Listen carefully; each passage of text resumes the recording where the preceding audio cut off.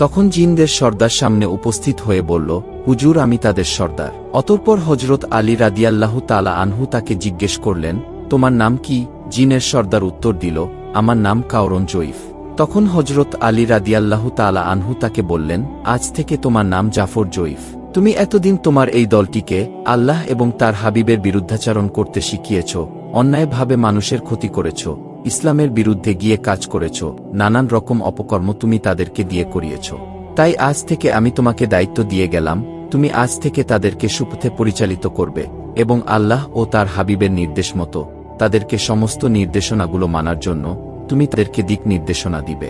তখন জিনের সর্দার বললেন, হুজুর আমি আল্লাহর নামে শপথ করে বলছি, আমি আজ থেকে আল্লাহ এবং তার হাবিবের সমস্ত নির্দেশনাগুলো পুঙ্খানুপুঙ্খ রূপে আমার জাতিকে মানার জন্য শিখাব এবং তাদেরকে সমস্ত ভালো পথে আমি পরিচালিত করব।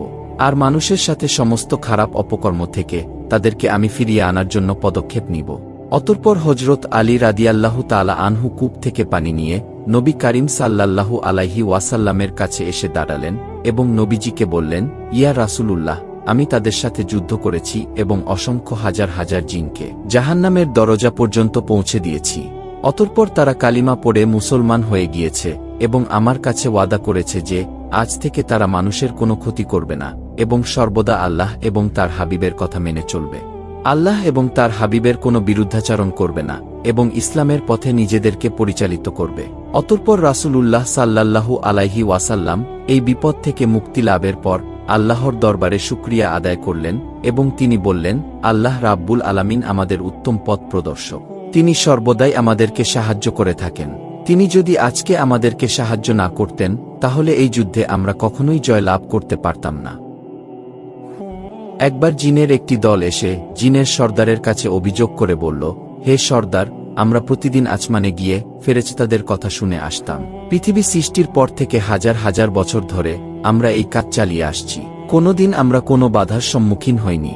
কিন্তু আজকে আমরা আসমানে যাওয়ার পর অনেক বড় বাধার সম্মুখীন হয়েছি।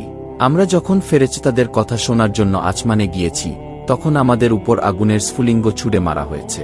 আমরা কোনোভাবেই আসমানের নিকটবর্তী হতে পারিনি।